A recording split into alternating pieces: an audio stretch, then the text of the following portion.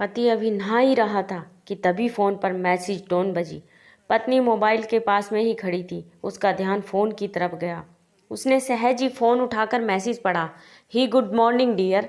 किसी बेबी का मैसेज था। पत्नी सोच में पड़ जाती है कि अब यह बेबी कौन है। तब तक पति भी नहाकर बाहर आ चुका है। पत्नी उसे किसी बेबी का मैसेज आया है बताती है। पति मुस्कुरा देता है। फ़ोन उठाकर उस मैसेज का रिप्लाई करता है, ही बेबी हाउ आर यू, और अपने काम में लग जाता है। इस रिप्लाई को भी पढ़ती है। अब हर पल पत्नी के दिमाग में यही विचार कौंधता रहता है कि यह बेबी कौन है। शाम को पति घर आता है। पत्नी उससे पूछती है, यह बेबी कौन है। पति जवाब में सिर्फ मुस्कुरा देता है और फिर से अपने काम में लग जाता है। 2-3 दिन बीत जाते हैं। उन विचारों ने अभी तक पत्नी का पीछा नहीं छोड़ा था और फिर से पति के मोबाइल पर फिर एक बार बेबी का मैसेज आता है, आज तो मिलोगे कि नहीं, तुम्हारी बहुत याद आ रही है। इस मैसेज ने आग में घी का काम किया। पत्नी का शक और भी ज़्यादा पक्का हो गया।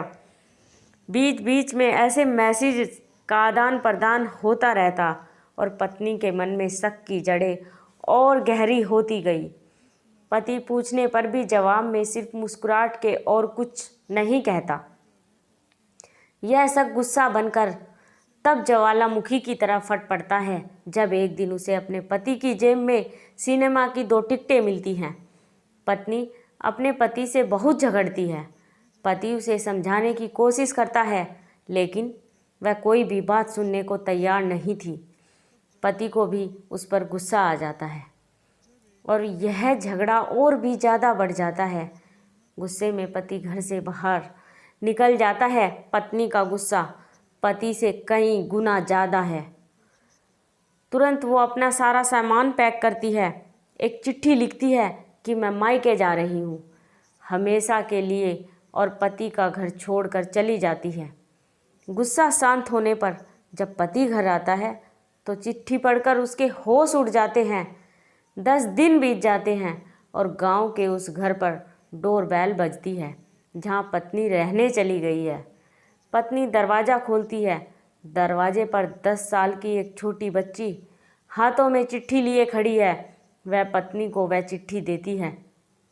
बच्ची से वह चिट्ठी लेकर पत्नी चिट्ठी खोलकर पढ़ती है, डियर वाइफ, जिस बेबी की वजह से हम दोनों में इतने झगड़े हुए और तुम्हारा हमारा घर छोड़कर यहाँ से चली आई, यह बच्ची जो अब तुम्हारे सामने खड़ी है वह वही बेबी है, अनाथ आश्रम की एक प्यारी बच्ची।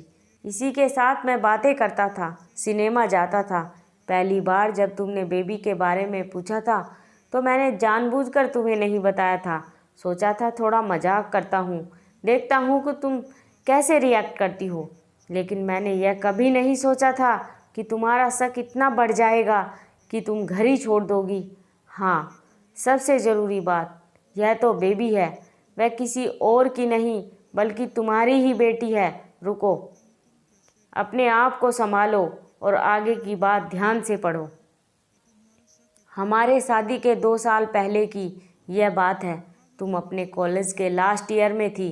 तुम्हारे प्रोफेशन में नोट्स लेने के बहाने तुम्हें बुलाया था और तुम्हें चाय में इन नशीली दवा खिलाकर ना करने वाला काम किया था। इसमें तुम्हारी कोई गलती नहीं थी, लेकिन कुदरत ने अपना काम किया और तुम्हारे पेट में इस बेबी को डाल दिया। काफ़ी प्रयास करने पर भी अबॉर्शन नहीं हुआ तो तुम्हारे घर वालों ने समाज के डर से तुम्हें 6 महीने तक घर में ही रखा। तुम्हारे पिताजी खुद एक डॉक्टर हैं, इसलिए यह बिन मांगा बच्चा बड़ी आसानी से बिना किसी को कानो कान खबर हुए इस दुनिया में आया। भविष्य में तुम्हारी शादीशुदा ज़िंदगी में कोई प्रॉब्लम ना हो, इसलिए तुम्हारे पिता ने इस बच्चे को गांव के एक अनाथ आश्रम में छोड़ दिया। यह बच्चा मतलब यही बेबी जो अभी तुम्हारे सामने खड़ी है। अगर अभी भी विश्वास नहीं हो रहा हो तो इस बच्ची की गाल का वो तिल देख लो जो शायद तुमने उसे आखिरी बार रोते हुए देखा होगा, या फिर अपने पिताजी से पूछ लो। पत्नी जल्दी से उसी बच्ची को पास में लेकर उसके गालों का तिल देखती है उसका मन भर आता है, उसकी आंखों में आंसू आ जाते हैं, लेकिन अभी भी चिट्ठी बाकी है, इसलिए वो आगे पढ़ती है। मुझे पता है अभी भी तुम्हारे मन में यह सवाल उठ रहा होगा कि यह सब मुझे कैसे पता।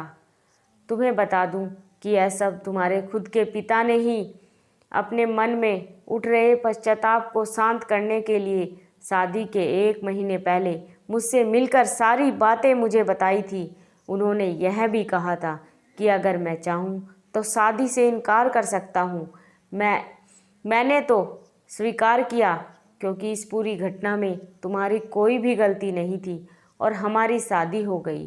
तुमने मुझे बहुत प्यार दिया, लेकिन तुम्हारे पिता से बेबी के बारे में जानने के बाद मैं उसे मिले बिना नहीं रह पाया। मैं बीच बीच में उससे मिलता था। उससे मिलना, उसके साथ समय बिताना मुझे अच्छा लगता था। कितनी प्यारी बच्ची, बिना किसी गलती के क्यों सज़ा भुगते। बस इसीलिए मैं उसे थोड़ी सी खुशी देने की कोशिश करता था। बस मुझे इतना ही कहना था। अब अगर तुम फिर से अपने घर आकर मेरे साथ रहना चाहो, तब और सिर्फ तभी गैलरी में आ जाओ। तुम्हारा और सिर्फ तुम्हारा डियर पति। बिना एक क्षण की भी देरी किए पत्नी दौड़कर गैलरी में पहुंची और रास्ते पर उसका पति एल खड़ा था। उसके चेहरे पर मुस्कान की, पत्नी की आंखों में आंसू की पूरे कारण कुछ भी हो, अपने दोनों के बीच में कभी भी सबको थोड़ी सी भी जगह मत दो, क्योंकि दुनिया में हर बीमारी का इलाज है, लेकिन शक नाम की बीमारी का कोई इलाज नहीं। मन शांत रखो, जो भी मन में आए एक दूसरे को बताओ। आशा करती हूँ कि आपको यह कहानी पसंद आई होगी। आपकी क्या राय है हमें कमेंट करके ज़रूर बताएं। कहानी पसंद आई हो तो चैनल को लाइक और शेयर करना न भूलें। चैनल पर नए हो तो चैनल को सब्सक्राइब कीजिए। कहानी सुनने के लिए आपका बहुत बहुत धन्यवाद।